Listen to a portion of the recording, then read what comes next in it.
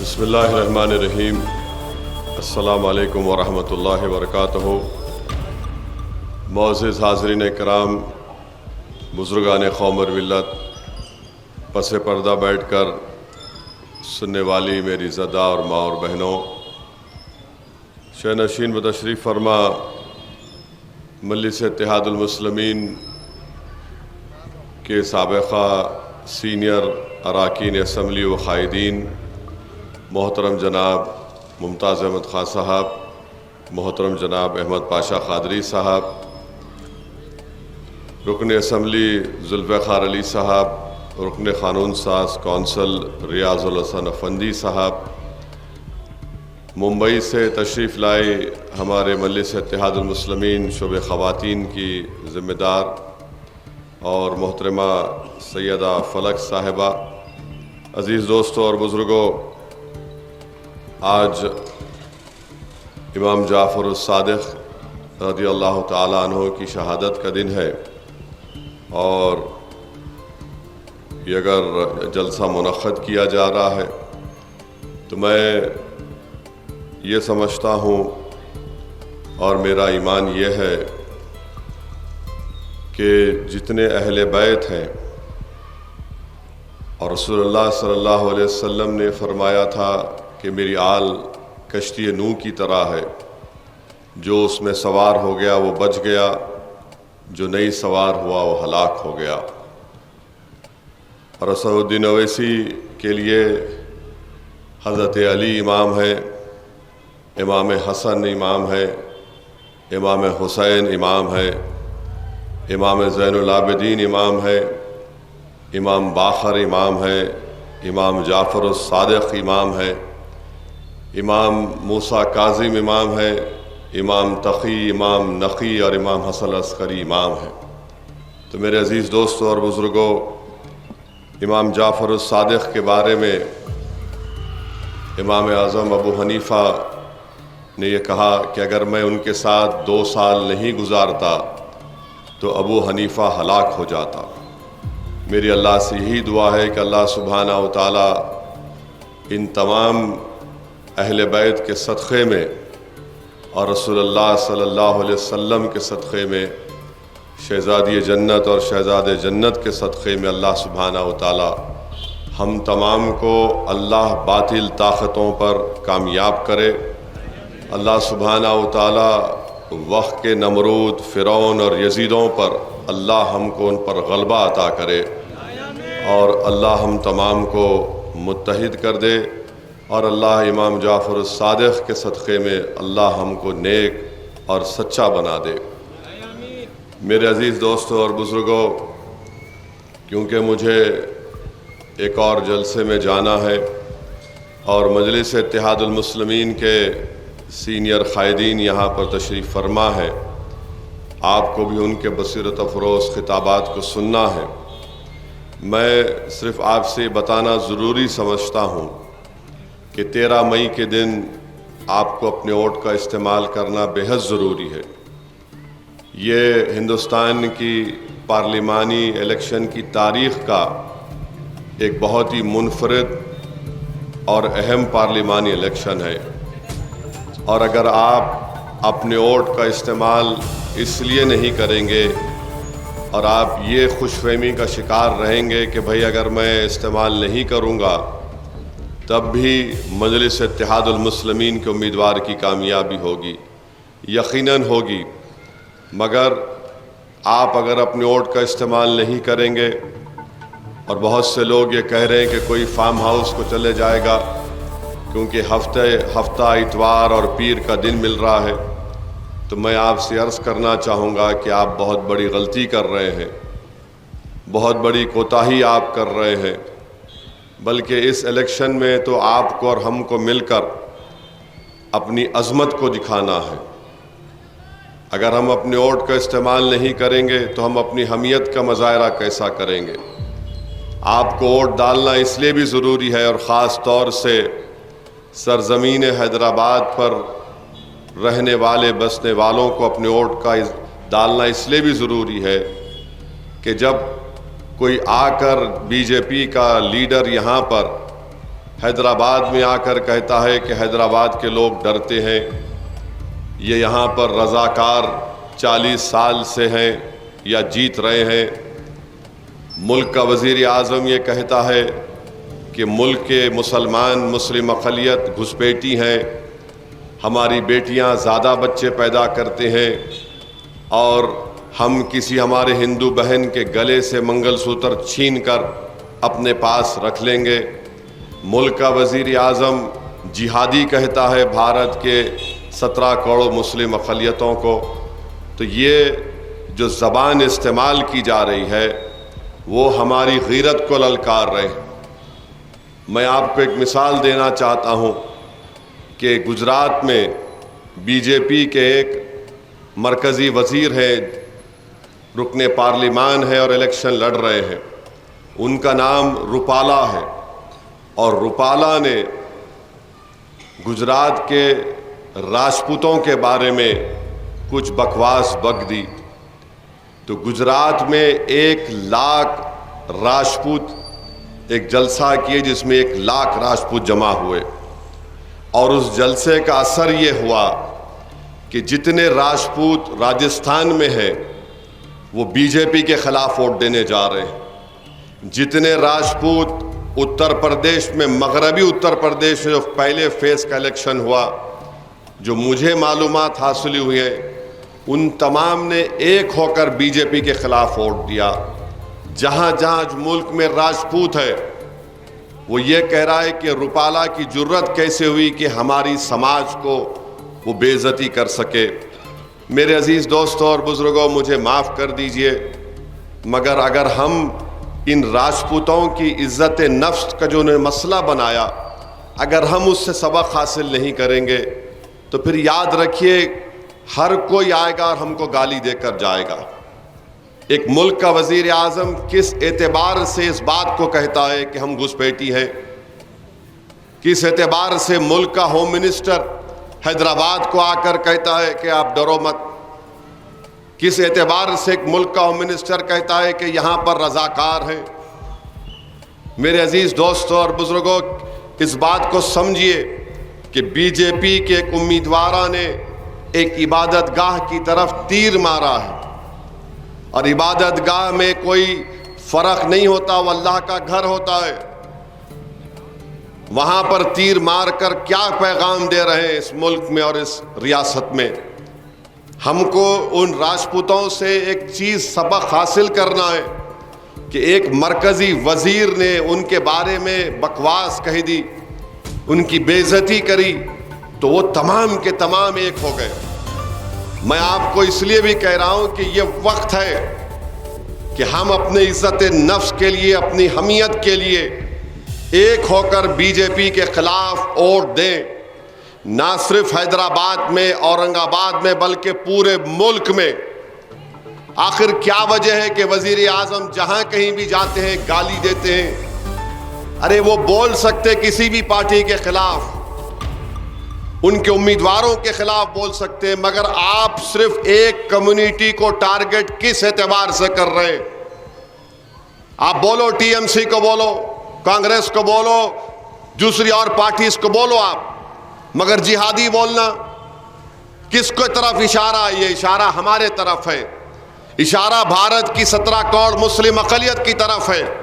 और नरेंद्र मोदी इस तरह की तकरीर करके वो एक एमसीसी क्रिएट कर दे नया, और वो है मोदी का क्रिमिनल कोड कि जो चाहे मैं बोल सकता हूं, मुझे कोई रोक नहीं सकता। नरेंद्र मोदी को यह जानना चाहिए, अमित शाह को जानना चाहिए कि अल्लाह ने असदुद्दीन ओवैसी को भी ज़बान दी है। अल्लाह ने भी नबी करीम सल्लल्लाहु अलैहि वसल्लम के सदक़े में, अहले बैत के सदक़े में मेरी ज़बान इतना बोल सकती इनके बारे में। अगर इलेक्शन कोड नहीं होगा तो नरेंद्र मोदी, मैं तुम्हारी तमाम चीज़ों को बयान कर दूंगा। अमित शाह और आरएसएस के बारे में इतना बोल सकता हूं मैं कि तुम खड़े खड़े पानी पानी हो जाओगे। मगर इलेक्शन का मॉडल कोड ऑफ कंडक्ट है, इसीलिए उस मॉडल कोड ऑफ कंडक्ट के दायरे में रहकर कहना चाह रहा हूं। मुल्क का वजीर आजम है या कोई गली का लीडर बोल रहा है? आप बताइए, जिहादी कह रहे हैं। कौन, कहां जिहादी? 17 कौन है? आखिर कब तक इस मुल्क की आवाम खामोश कब तक बैठेगी? कभी हमको गोश्त के नाम पर मार दिया गया, कभी हिजाब हमारे मुल्क के लिए खतरा बना दिया गया, अज़ाएं खतरा बन गई, अब हमारा वजूद खतरा बना दिया जा रहा है। तो मैं पूरे मुल्क के अल्पसंख्यक समाज के मुसलमानों से हाथ जोड़कर अपील कर रहा हूं, जब रुपाला की तकरीर राजपूतों की इज्जत नफ्स को ठेस पहुंचाई, तो क्या भारत के ये 17 करोड़ मुसलमान वजीर आजम और अमित शाह के ये जो बकवास और योगी के जो बयानात आ रहे हैं, क्या आप मुत्तहिदा तौर पर अपने गम और गुस्से का इजहार बीजेपी के खिलाफ वोट देकर आपको करना पड़ेगा? भूल जाइए सब बातें, ने ऐसा होगा तो वहां भी ऐसा होगा। अरे मेरे भाई, अगर हमको इस तरह से एक मुल्क का वजीर आजम हमारे बारे में इस तरह बकवास बक रहा है, तो क्या हम सिर्फ खामोश बैठे रहेंगे? हमको भी राजपूतों की तरह मुत्तहिद होकर, बल्कि 13 तारीख को या जितने फेजेस पार्लियामेंट के आएंगे, हमको अपने के कोर्ट का इस्तेमाल करना पड़ेगा। हां, वो लोग बेजमीर हैं, उन लोगों में कोई जमीर नहीं है।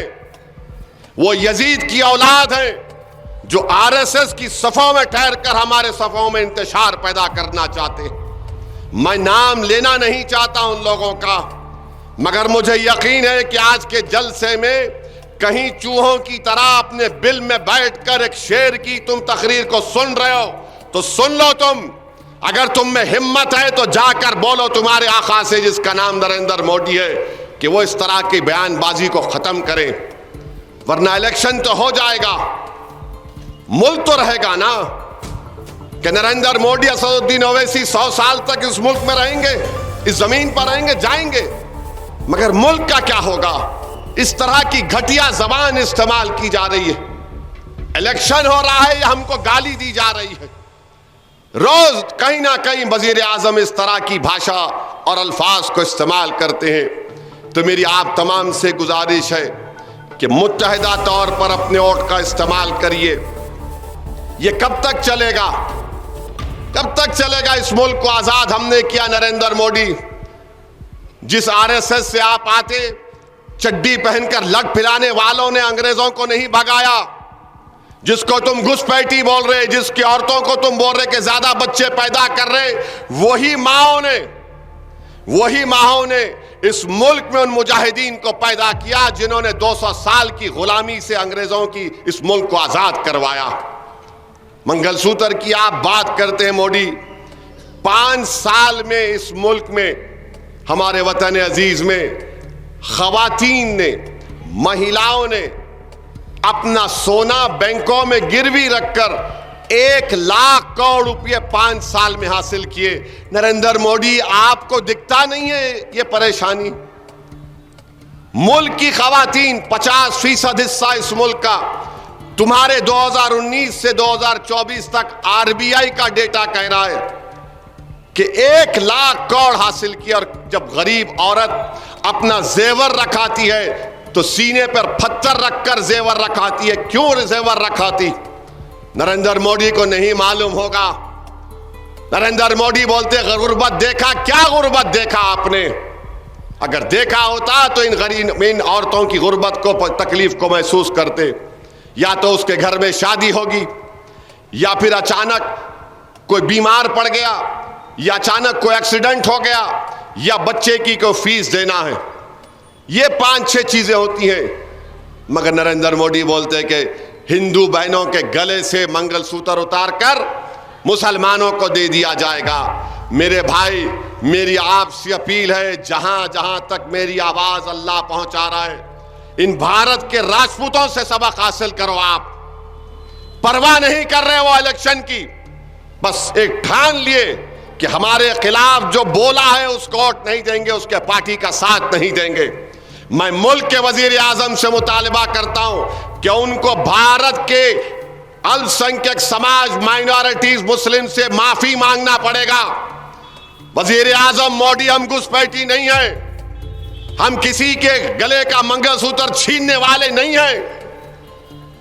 हमारी बहनें, बेटियां, बच्चे नहीं पैदा कर रही हैं, TFR रेट उनका गिरा है। कौन है जिहादी बताओ तुम, कौन है जिहादी? अरे नरेंद्र मोदी, जिहादी तो वो लोग हैं जिन्होंने ख्वाजा अजमेरी के आस्थाने पर बम ब्लास्ट किया था और हकीम पेट का एक शख्स मर गया, 2 RSS के लोगों को सजा हुई और तुम्हारी हुकूमत ने उनको रिमिशन पर छोड़ दिया, जो गुजरात के RSS के 2 मेंबर थे। मेरे अजीज दोस्तों और बुजुर्गों, मजलिस इत्तेहादुल मुस्लिमीन 40 साल से बीजेपी को हरा रही है। आपकी दुआओं और आपके इत्तेहाद, आपके ताउन की वजह से, इसीलिए इनको नफरत है। और हैदराबाद में आकर बोलते, अमित शाह बोलते हैं कि हैदराबाद में आवाम को डरने की जरूरत नहीं है। अमित शाह, आप तारीख से वाकिफ नहीं हैं। मैं अमित शाह के इल्म में इजाफा करने के लिए बोल रहा हूं कि शेर खुदा ने खैबर के किले के दरवाजे को उखाड़ कर फेंक दिया। उस शेर खुदा की निस्बत की नाम से इस हैदराबाद को रखा गया। तो जो सरजमीन का नाम और निस्बत हैदर कर्रार के नाम से रखा गया, अमित शाह तुम्हारे जैसे 100 भी आ जाएंगे, मोदी तुम्हारे जैसे 1000 भी आ जाएंगे, तो हैदराबाद का हैदराबादी डर नाम की चीज उसके करीब नहीं आएगी। आप बोले डरो मत, मगर मंजलिस का खौफ इतना है अमित शाह में कि एक जमाने के बाद, सालों के बाद अमित शाह की जबान से मुसलमान निकला। अमित शाह, ये मंजलिस का डर तुम्हारी जबान से लफ्ज मुसलमान हमने निकाल लिया, यही हमारी कामयाबी है इंशाअल्लाह। तो मेरे अजीज दोस्तों और बुजुर्गों, डेवलपमेंट के काम के बारे में आप जानते हैं कि बहुत से काम हुए और भी इंशाअल्लाह ताला काम करवाना बाकी है। मैं आपसे वादा कर रहा हूं कि इंशाअल्लाह ताला उन तमाम जो काम अभी नहीं हुए उन कामों को तकमील किया जाएगा। मगर 13 मई के दिन आपको निकलकर अपने के वोट का इस्तेमाल करना है। मैं आपको वास्ता दे रहा हूं हैदर कर्रार का, आपको निकल कर वोट देना है मेरे भाई। आपको वास्ता दे रहा हूं अहले बैत का, आपको वास्ता दे रहा हूं इमाम जाफर सादिक का। आपको निकल कर वोट देना है और बताना है आप इन लोगों को कि हमारे पास भी गीरत है, हमियत है, इज्जत नफ्स है। हम इस तरह कोई हमको पुकार कर चला जाएगा, क्या हम आम इंसान नहीं है कि जो आएगा गाली देकर चला जाएगा। और हैदराबाद की आवाम, मुझे यकीन है कि इंशाअल्लाह ताला 13 मई को मुत्तहदा तौर पर अपने के वोट का इस्तेमाल करेंगे। हम यहाँ पर हिंदुत्व को पनपने नहीं देंगे। हम यहाँ पर हिंदू मुसलमानों को नफरत की फिजाओं में डूबने वालों को कामयाब होने नहीं देंगे। हम यहाँ पर शहर हैदराबाद के अमन के लिए, तेलंगाना के अमन के लिए मैं आपसे अपील कर रहा हूँ कि 13 मई के दिन हैदराबाद में पतंग के निशान पर बटन दबाइए और पूरे तेलंगाना में बीजेपी को ख़त्म करिए। अस्सलाम वालेकुम व रहमतुल्लाहि व बरकातहू।